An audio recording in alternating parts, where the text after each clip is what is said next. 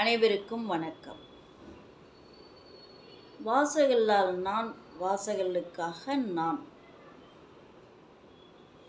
அதாவது நமக்கு பிடித்த பொருள் நமக்கு கிடைத்தால் அது ஒரு நாள் தொலைந்து கூட போகலாம், அல்லது உடைந்து கூட போகலாம். அதற்காக நாம் வருத்தப்பட்டு எந்த பிரயோசனமும் இல்லை. அதே மாதிரி பொருள் எங்கு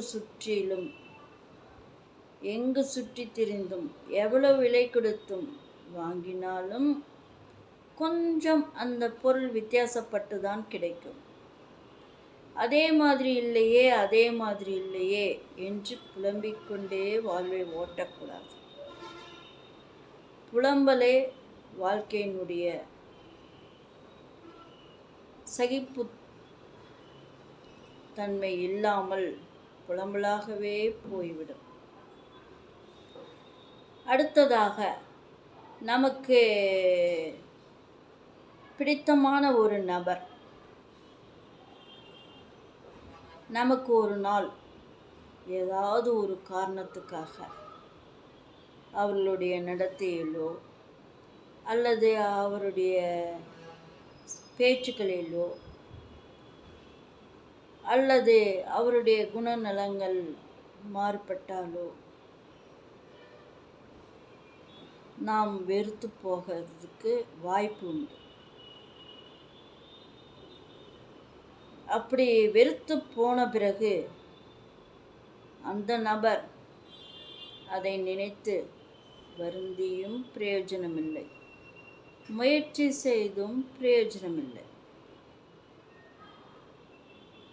நாமும் அதை நினைத்து வருந்தியும் பிரயோஜனமில்லை, மீண்டும் அதை புதுப்பிக்க நினைத்தும் பழைய நிலைக்கு கொண்டு வர முடியவே முடியாது, பிரயோசனமே இல்லை. அந்த சூழ்நிலைகள் ஏற்படாதவாறு நாம் பாதுகாத்து கொள்ள வேண்டும். வாழ்க்கையில் மனிதனுக்கு எதுவுமே நிரந்தரமில்லை. நிரந்தரம் இல்லாத இவ்வுலகில்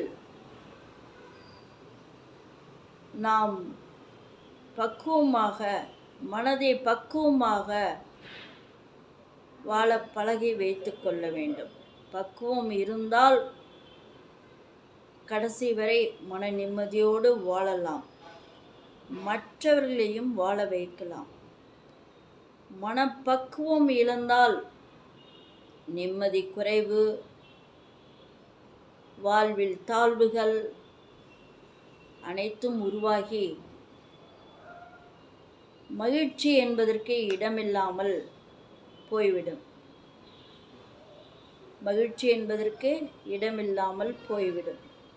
வி.எஸ். ரோமா, கோயம்புத்தூர்.